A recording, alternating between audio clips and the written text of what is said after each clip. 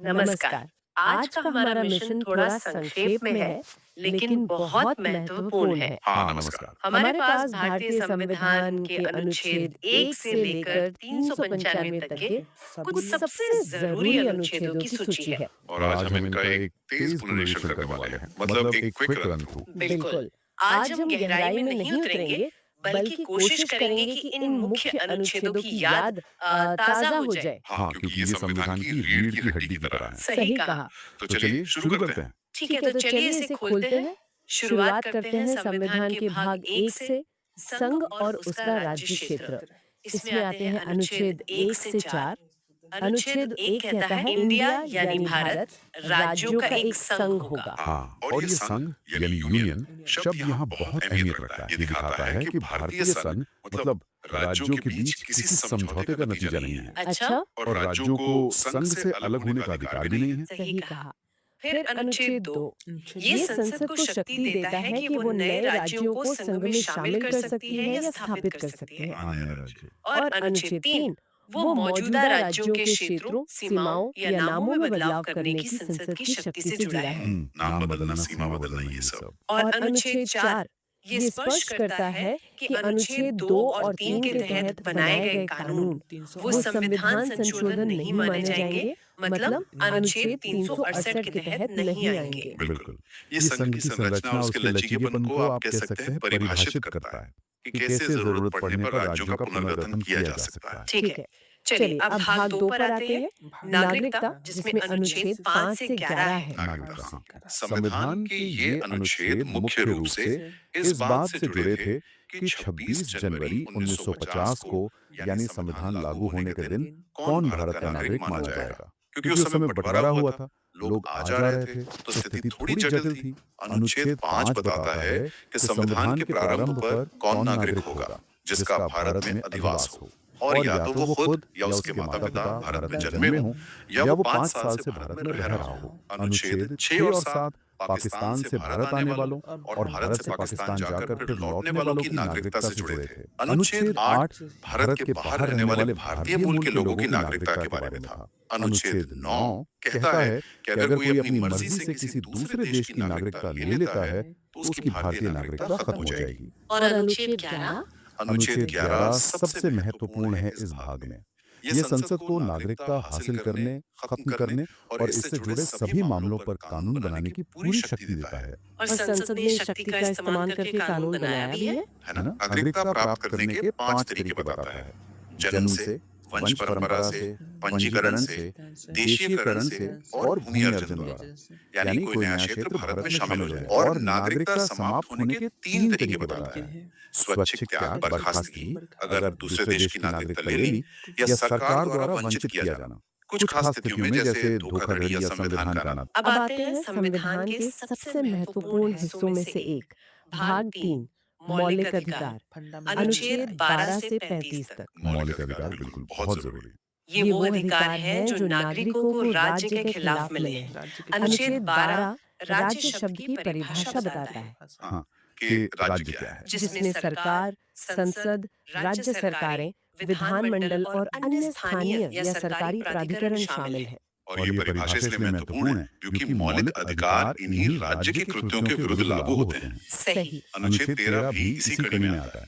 वो कहता है कि कोई भी कानून, चाहे वो संविधान से पहले का हो या बाद का, अगर मौलिक अधिकारों से असंगत है तो शून्य होगा। हाँ, तो वो उस हद तक शून्य होगा। ये मतलब न्यायिक समीक्षा यानी जुडिशियल रिव्यू का आधार बनता है। बिल्कुल। फिर आता है समानता का अधिकार। अनुच्छेद 14 ये कहता है कि राज्य किसी भी व्यक्ति को कानून के समक्ष समानता या कानूनों के समान संरक्षण से वंचित नहीं करेगा। समानता का अधिकार। और अनुच्छेद 15 धर्म, मूल वंश, जाति, लिंग या जन्म स्थान के आधार पर किसी भी तरह के भेदभाव पर रोक लगाता है।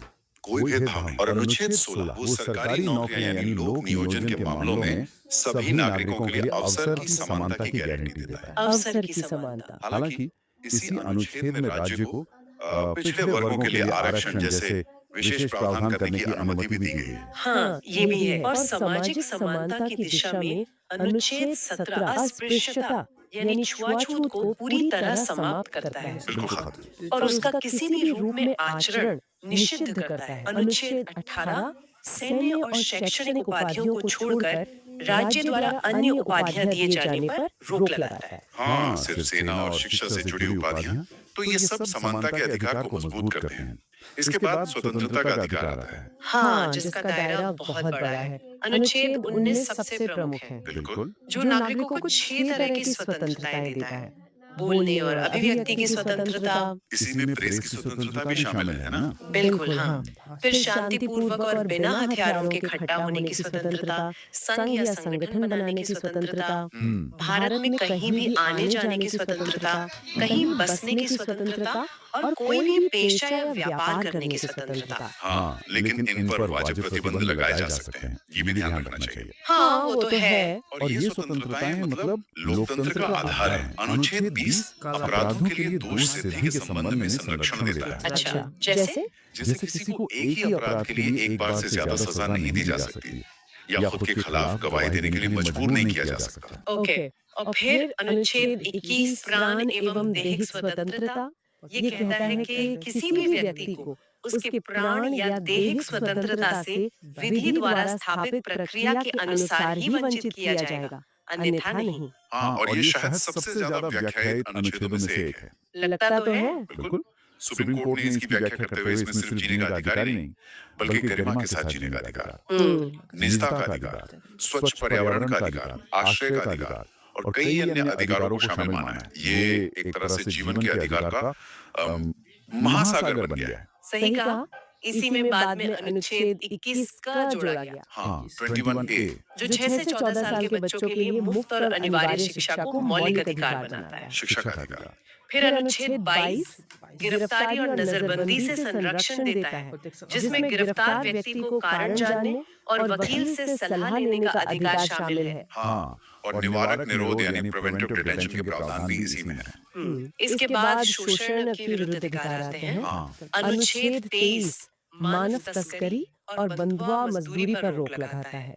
और अनुच्छेद 24 वो 14 साल से कम उम्र के बच्चों को कारखानों या किसी खतरनाक काम में लगाने पर रोक लगाता है। बाल श्रम निषेध। बिल्कुल। फिर आता है धार्मिक स्वतंत्रता का अधिकार। अनुच्छेद 25 हर व्यक्ति को अपने धर्म को मानने, आचरण करने और प्रचार करने की स्वतंत्रता देता है। व्यक्तिगत धार्मिक स्वतंत्रता। और अनुच्छेद 26 धार्मिक समूहों को अपने धार्मिक मामलों का प्रबंधन करने की स्वतंत्रता देता है, मतलब सामूहिक स्वतंत्रता। अच्छा, व्यक्तिगत और सामूहिक दोनों। हाँ, और अनुच्छेद 27 कहता है कि किसी व्यक्ति को किसी विशेष धर्म के प्रचार के लिए टैक्स देने के लिए मजबूर नहीं किया जा सकता। कर मुक्त। अनुच्छेद 28 सरकारी शिक्षण संस्थानों में धार्मिक शिक्षा दिए जाने पर रोक लगाता है। ये सभी मिलकर भारत के धर्मनिरपेक्ष चरित्र को मजबूत करते हैं। सही है। इसके बाद सांस्कृतिक और शैक्षिक अधिकार हैं, खासकर अल्पसंख्यकों के लिए। हाँ, माइनॉरिटीज के लिए। अनुच्छेद 29 अल्पसंख्यकों को अपनी भाषा, लिपि और संस्कृति बनाए रखने का अधिकार देता है। अनुच्छेद 30 अल्पसंख्यक समुदायों को अपनी पसंद के शिक्षण संस्थान स्थापित करने और चलाने का अधिकार देता है। Educational institutions.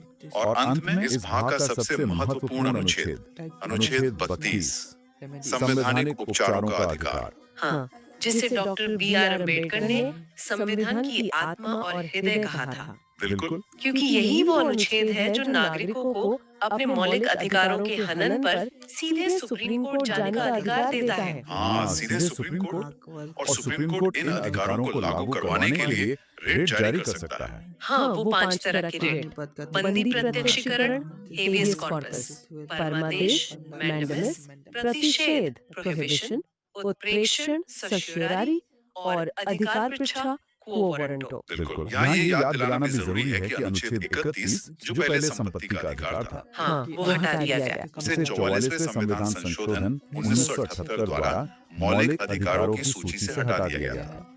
अब यह अनुच्छेद 300 क के तहत सिर्फ एक कानूनी या संवैधानिक अधिकार है, मौलिक अधिकार नहीं। ठीक है, तो ये थे मौलिक अधिकार।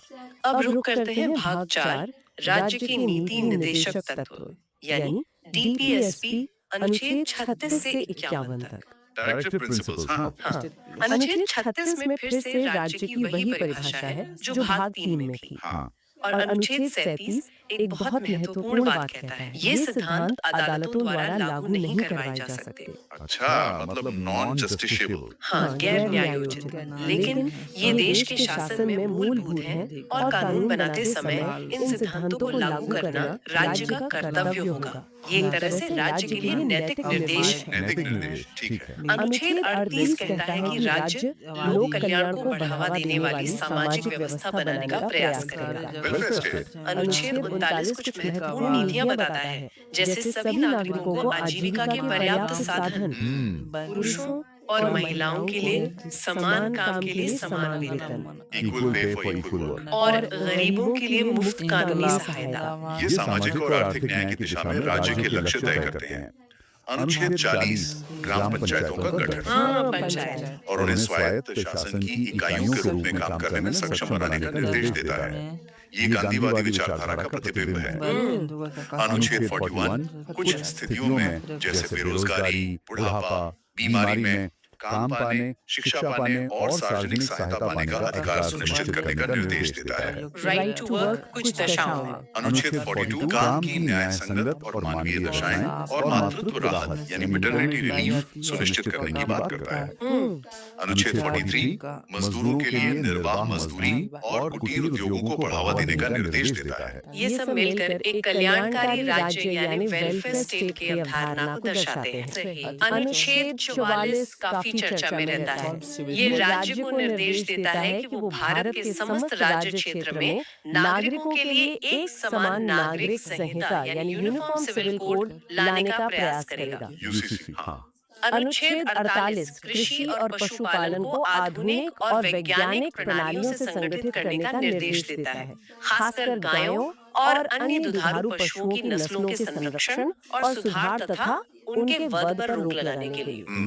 इसी तरह अनुच्छेद 48 का जो बाद में जोड़ा गया, पर्यावरण की रक्षा और सुधार करने, पर्यावरण संरक्षण, हाँ, तथा वनों और वन्य जीवों की रक्षा करने का निर्देश देता है। अनुच्छेद 49 राष्ट्रीय महत्व के स्मारकों, स्थानों और वस्तुओं का संरक्षण करने का कर्तव्य बताता है। राष्ट्रीय स्मारक संरक्षण। फिर अनुच्छेद 50 राज्य की लोक सेवाओं में न्यायपालिका को कार्यपालिका से अलग करने का निर्देश देता है, सेपरेशन ऑफ पावर। हाँ, ताकि न्यायपालिका स्वतंत्र रूप से काम कर सके। बिल्कुल। और अनुच्छेद 51 अंतर्राष्ट्रीय शांति और सुरक्षा को बढ़ावा देने, अंतर्राष्ट्रीय शांति राष्ट्रों के बीच न्याय संगत और सम्मानजनक संबंध बनाए रखने और अंतर्राष्ट्रीय विवादों को मध्यस्थता द्वारा निपटाने के लिए प्रोत्साहित करने का निर्देश देता है। तो ये निदेशक तत्व शासन के लिए एक व्यापक खाका प्रदान करते हैं। हाँ, भले ही वे कानूनी रूप से बाध्यकारी ना हो। इसके ठीक बाद आता है भाग 4 क, जिसमें सिर्फ एक अनुच्छेद है, 51 क, मौलिक कर्तव्य। Fundamental duties. ये मूल संविधान में नहीं थे, इन्हें 1976 में 42वें संशोधन द्वारा जोड़ा गया था। सरदार स्वर्ण सिंह समिति की सिफारिशों पर। हाँ, इमरजेंसी के दौरान। शुरुआत में 10 कर्तव्य थे, बाद में 2002 में 86वें संशोधन द्वारा 11वां कर्तव्य जोड़ा गया। वो शिक्षा वाला है ना? हाँ। 6-14 वर्ष के बच्चों को शिक्षा के अवसर प्रदान करना। हाँ, वही। हाँ, ये नागरिकों को उनके दायित्वों की याद दिलाते हैं, जैसे संविधान का पालन करना, राष्ट्रीय ध्वज और राष्ट्रगान का आदर करना, देश की संप्रभुता, एकता और अखंडता की रक्षा करना, वैज्ञानिक दृष्टिकोण अपनाना, सार्वजनिक संपत्ति की रक्षा करना, वगैरह वगैरह। मौलिक अधिकारों की तरह ये भी आमतौर पर गैर न्यायोचित हैं। ठीक है। अब आते हैं सरकार के ढांचे पर। भाग 5 संघ यानी द यूनियन, अनुच्छेद 52 से 151 तक। ये काफी बड़ा भाग है, हाँ, केंद्र सरकार की पूरी मशीनरी जो केंद्र सरकार की संरचना और शक्तियों से संबंधित है। शुरुआत होती है राष्ट्रपति से। अनुच्छेद 52 कहता है कि भारत का एक राष्ट्रपति होगा, प्रेसिडेंट ऑफ इंडिया। 53 कहता है कि संघ की कार्यपालिका शक्ति राष्ट्रपति में निहित होगी। Executive power. अनुच्छेद 54 राष्ट्रपति के निर्वाचन के लिए निर्वाचक मंडल यानी इलेक्टोरल कॉलेज के बारे में बताता है। कौन वोट देगा? हाँ, जिसमें संसद के दोनों सदनों के निर्वाचित सदस्य और राज्यों की विधानसभाओं के निर्वाचित सदस्य शामिल होते हैं। अनुच्छेद 55 निर्वाचन की प्रक्रिया बताता है, अनुपातिक प्रतिनिधित्व प्रणाली के अनुसार एकल संक्रमणीय मत द्वारा। अनुच्छेद 56 राष्ट्रपति के कार्यकाल यानी 5 वर्ष के बारे में है। 57 बताता है कि कोई व्यक्ति राष्ट्रपति पद के लिए पुनर्निर्वाचन का पात्र है। री इलेक्शन। हाँ, 58 राष्ट्रपति चुने जाने के लिए योग्यताएं बताता है। भारत का नागरिक, 35 वर्ष की आयु, लोकसभा सदस्य बनने की योग्यता। क्वालिफिकेशंस, हाँ, 59 पद की शर्तें हैं, 60 राष्ट्रपति द्वारा ली जाने वाली शपथ का प्रारूप है और अनुच्छेद 61 महाभियोग, इम्पीचमेंट, राष्ट्रपति को पद से हटाने की प्रक्रिया। सही। राष्ट्रपति देश का संवैधानिक प्रमुख होता है, हालांकि वास्तविक शक्तियां तो प्रधानमंत्री के नेतृत्व वाली मंत्रिपरिषद के पास होती हैं। हाँ, इसके बाद उपराष्ट्रपति का पद आता है। वाइस प्रेसिडेंट, बिल्कुल। अनुच्छेद 63 कहता है कि भारत का एक उपराष्ट्रपति होगा। अनुच्छेद 64 के अनुसार उपराष्ट्रपति राज्यसभा का पदेन सभापति होता है। Ex officio chairman. अनुच्छेद 65 बताता है कि राष्ट्रपति की अनुपस्थिति में उपराष्ट्रपति कार्यवाहक राष्ट्रपति के रूप में कार्य कर सकता है। Acting president. अनुच्छेद 66 उपराष्ट्रपति के निर्वाचन की प्रक्रिया बताता है, जिसमें संसद के दोनों सदनों के सभी सदस्य भाग लेते हैं। और 69 उपराष्ट्रपति द्वारा ली जाने वाली शपथ से संबंधित है। उपराष्ट्रपति का मुख्य कार्य तो राज्यसभा की अध्यक्षता करना है। अच्छा, अब केंद्र की कार्यपालिका के अन्य महत्वपूर्ण हिस्सों पर आते हैं। हाँ, जैसे अनुच्छेद 72 जो राष्ट्रपति को क्षमादान यानी पार्डन की शक्ति देता है, सजा कम करने या निलंबित करने की शक्ति। Pardoning power. अनुच्छेद 74 कहता है कि राष्ट्रपति को सलाह और सहायता देने के लिए एक मंत्री परिषद होगी, जिसका प्रमुख प्रधानमंत्री होगा। Council of ministers headed by PM. और राष्ट्रपति इसी सलाह के अनुसार कार्य करेगा, हालांकि एक बार पुनर्विचार के लिए लौटाने का अधिकार है। हाँ, 44 संशोधन के बाद। और अनुच्छेद 75 प्रधानमंत्री की नियुक्ति, जो राष्ट्रपति द्वारा बहुमत दल के नेता की होती है। और अन्य मंत्रियों की नियुक्ति जो राष्ट्रपति द्वारा प्रधानमंत्री की सलाह पर होती है। और मंत्रिपरिषद सामूहिक रूप से लोकसभा के प्रति उत्तरदायी होती है। Collective responsibility. अनुच्छेद 76 भारत के महान्यायवादी यानी अटॉर्नी जनरल के पद का प्रावधान करता है। सरकार का वकील। हाँ, जो भारत सरकार का मुख्य कानूनी सलाहकार और सुप्रीम कोर्ट में सरकार का वकील होता है। ठीक, अब संसद की बात करते हैं। संसद। अनुच्छेद 79 कहता है कि संघ के लिए एक संसद होगी, जिसमें राष्ट्रपति और 2 सदन राज्यसभा और लोकसभा शामिल होंगे। राष्ट्रपति plus Rajya Sabha plus Lok Sabha is equal to संसद। हाँ, अनुच्छेद 80 राज्यसभा की संरचना बताता है, अधिकतम 250 सदस्य, जिनमें 12 मनोनीत। Nominated members. और 81 लोकसभा की संरचना बताता है, अधिकतम 550 सदस्य, राज्यों और केंद्र शासित प्रदेशों से चुने गए। House of the people. अनुच्छेद 85 राष्ट्रपति को संसद के सत्र बुलाने, सत्रावसान यानी प्रोरोगेशन करने और लोकसभा को भंग यानी डिसोल्यूशन करने की शक्ति देता है। Session, prorogation, dissolution. अनुच्छेद 86 राष्ट्रपति को सदनों को संबोधित करने या संदेश भेजने का अधिकार देता है। अनुच्छेद 87 राष्ट्रपति के विशेष अभिभाषण यानी स्पेशल एड्रेस के बारे में है। हाँ, जो हर आम चुनाव के बाद पहले सत्र की शुरुआत में और हर साल के पहले सत्र की शुरुआत में होता है। बिल्कुल। अब आते हैं अनुच्छेद 88 पर। ये मंत्रियों और भारत के महान्यायवादी यानी अटॉर्नी जनरल के अधिकारों से जुड़ा है। हाँ, क्या अधिकार है इनके पास? देखिए, उन्हें अधिकार है कि वो संसद के किसी भी सदन में बोल सकते हैं, कार्रवाई में भाग ले सकते हैं, सदनों की ज्वाइंट सिटिंग में भी, या किसी संसदीय समिति में जिसके वो सदस्य नामित हों। लेकिन वोट देने का अधिकार नहीं होता, जहाँ तक मुझे याद है। कम से कम महान्यायवादी को तो नहीं। आप बिल्कुल सही कह रही हैं। मंत्री तो सदस्य होते हैं इसलिए वोट देते हैं, लेकिन महान्यायवादी क्योंकि वो सदन के सदस्य नहीं होते, वो केवल बोल सकते हैं, भाग ले सकते हैं, पर वोट नहीं दे सकते। अच्छा, ये स्पष्ट हुआ। अब सदनों के अधिकारियों की बात करते हैं। अनुच्छेद 89 और 93। जी, अनुच्छेद 89 कहता है कि भारत के उपराष्ट्रपति राज्यसभा के पदेन सभापति होंगे और राज्यसभा अपने सदस्यों में से एक उपसभापति भी चुनती है। और लोकसभा में? लोकसभा में अनुच्छेद 93 के तहत सदन अपने ही सदस्यों में से एक अध्यक्ष यानी स्पीकर और एक उपाध्यक्ष चुनता है। और इनका पद खाली कैसे होता है? मतलब त्याग पत्र या हटाया जाना, ये अनुच्छेद 90 और 94 में है शायद। हाँ, अगर कोई उपसभापति या अध्यक्ष या उपाध्यक्ष सदन का सदस्य नहीं रहता तो उसे अपना पद छोड़ना पड़ता है। और त्याग पत्र? त्याग पत्र का तरीका भी तय है। राज्यसभा के उपसभापति अपना इस्तीफा सभापति यानी उपराष्ट्रपति को देते हैं, लेकिन लोकसभा में थोड़ा अलग है। कैसे? लोकसभा अध्यक्ष अपना त्याग पत्र उपाध्यक्ष को देते हैं और उपाध्यक्ष अपना त्याग पत्र अध्यक्ष को। अच्छा, ये दिलचस्प है। और इन्हें हटाया भी जा सकता है? जी हाँ, बिल्कुल। संबंधित सदन के तत्कालीन समस्त सदस्यों के बहुमत से पारित संकल्प द्वारा हटाया जा सकता है, लेकिन इसके लिए कम से कम 14 दिन पहले सूचना देनी पड़ती है। प्रक्रिया है पूरी। और लोकसभा अध्यक्ष के बारे में वो खास बात क्या है जब लोकसभा भंग हो जाती है? हाँ, अनुच्छेद 94 में एक प्रावधान है कि लोकसभा भंग होने के बाद भी अध्यक्ष अपना पद तब तक नहीं छोड़ते जब तक नई लोकसभा की पहली बैठक न हो जाए।